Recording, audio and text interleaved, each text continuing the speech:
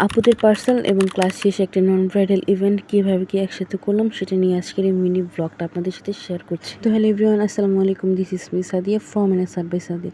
তো ওই দিন আমার কলেজ থেকে মেহেদির পার্সেল ছিল, আমি সেই পার্সেলগুলো দেওয়া শেষে লাস্ট যে পার্সেল ছিল সেই আপুটা হচ্ছে আমার ডিপার্টমেন্টের সামনে আসে।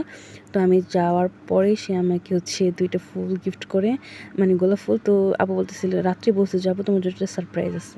আপু হচ্ছে আমি একটা ওই দিন ভিডিও আপলোড দিছিলাম, মানে নাম লেখার, তো সেটা অনুযায়ী আমাকে লিখে দিতে বলছে। তো আমি বলছি আচ্ছা ঠিক আছে আপু, আইসো, আমি পড়াই দিব। তো আর এছাড়াও আরেকটা পুরো পড়াই দিছি, সেটার কোনো ক্লিপ আমার নেওয়া হয়নি। তারপর এখানে কিছু ভিডিও ক্লিপস নেওয়ার পরে আমি হচ্ছে টি টাইম ক্যাফেতে চলে আসি। ওইখানে আমি আবার আরেকজনকে বলছিলাম যে তুমি এখানে বসো, আমি কাজটা শেষ করে আমি আসতেছি।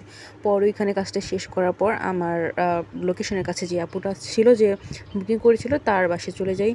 সে রাস্তায় খুব পরিমাণ জ্যাম ছিল, আর দুপুরবেলা এত রোদ ছিল, পুরো অবস্থা খারাপ হয়ে গেছিলো। তা যার সাথে সাথে আপু ফ্রিজ থেকে পানি বের করে তারপর আরও কিছু খাবার দেয়, আমি সেগুলোর ভিডিও নিই নেই আসলে। তারপর আপু কিছু চকলেটস, এমনিতে মানে কিছু কেক টেক এসব খাইতে দিছিল, বাট আমার কেন যেন মিষ্টি জিনিস তখন খেতে ইচ্ছে করতেছিল না।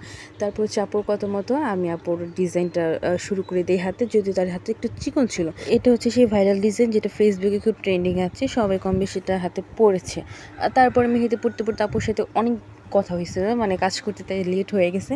আর আপুর লোকেশন আমার লোকেশন একদম কাছাকাছি ছিল, যদি আগে আমরা কাউকেই চিনতাম না। পরে হচ্ছে বলার পর ওই চক্রের উপাস হচ্ছে আমার বাসা, আর এই পাশে হচ্ছে আপু, মানে আপু থাকে, যদি আপু স্থানীয় না। তারপর আপু বলতেছিল তোমাকে কল করলে কিন্তু তুমি চলে আসবা। তো আমরা উপরে কিছু ছবি টবি তুলে বাসার উদ্দেশ্যে রওনা দিই। তো এই পর্যন্তই, সবাই ভালো থাকবেন, আল্লাহ হাফেজ।